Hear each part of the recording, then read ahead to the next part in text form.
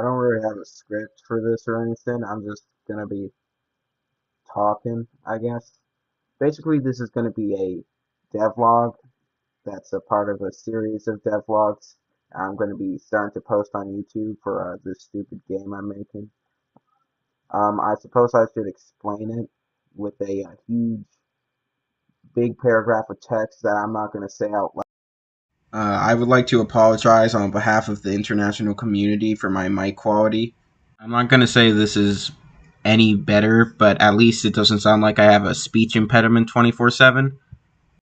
This is the first time I'm doing a video like this, so if I just mess up editing wise or the video just doesn't look or sound good, then that's 100% on me, and you should blame me for that forever and despise everything I've ever created just because I make bad devlogs. Just rattle some things off first. You're gonna see like my mouse dart towards the top of the screen a lot. That's because I'm using like the built-in screen recording thing on Windows 11, and that's where I suppose you can. No, you can't move this. That's where like the start and like stop and pause button and stuff all is. Oh, and there's also going to be a lot of cuts, mainly because, again, I don't really have a script. I don't know what I'm doing. Sometimes I'm going to stumble over my words. Heck, there's probably a little bit of this recording that I'm going to cut out. So I suppose we should just get into it then. This is the main menu. These buttons right here aren't actually really buttons. This is all one big sprite that changes its texture every time you press up or down based on a variable. And for example, if you press Z to quit the game, it's basically just an if statement. For example, if the option selected is option 3, which would be this one, then do this functionality. So far, continue and start anew, basically a new save, don't have like distinct functionality. They do the same thing. I haven't coded in a save system or anything of that sort. Way out of my scope right now. Scope? Is that the... I don't know.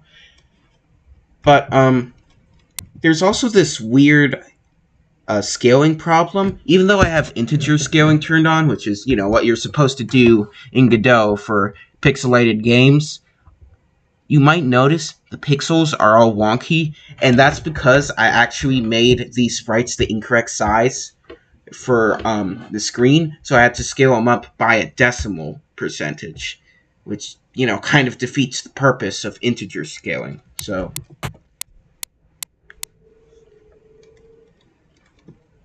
and now we are in room 1. Basically, this is meant to be like a playground to test the overworld mechanics. For example, I've installed like a shift to sprint thing, and I can go up to people and talk to them. For example, let me quote-unquote talk to this lamp. I originally had my own dialogue system that I coded, but it was just a mess. I'm not good at that sort of stuff. So what I ended up doing is I got this plugin made by a guy named Nathan Hode. That's basically a dialogue manager that comes with the ability to create your own custom bubbles and dialogue pretty easily. So I don't have to worry about that. Oh, by the way, I forgot to close this. You're probably seeing my wonderful print statements right there. That's slightly embarrassing.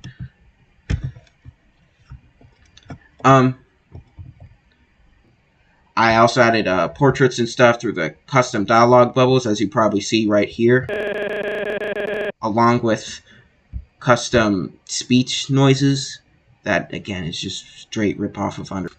You might actually recognize this guy if you were one of the 5 people who like followed and looked at the SoundCloud account back when this was an Undertale AU before it got wiped. Probably not they.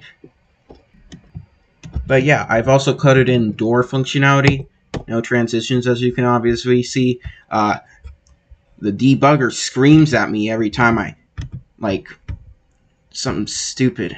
Oh, code deferred, blah, blah, blah. Oh, you're removing a collision. So, as you can see, this guy in here, too. And this is again, placeholder sprites, people. This is meant to be like a prototype enemy, along with a test of the little dialogue selection system. I'm going to modify this, obviously. This doesn't fit the theme of the game. This just came in with the custom dialogue balloons. And now I suppose we're going to be entering a battle. Oh my god, what happened there? So the thing about the battle system is I only have one of the 3 buttons working. These 2 buttons don't really work. For example, I haven't coded in their actual functionality or being, registered as actual turns. The only option that works so far is the fight button.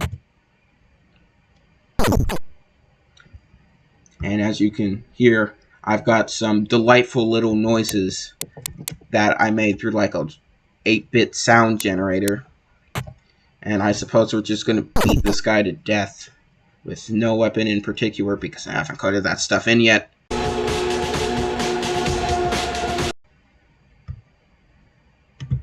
And finally, we're brought to the last problem. You spawn back at the beginning of the room after defeating an enemy in a battle instead of where you were just standing.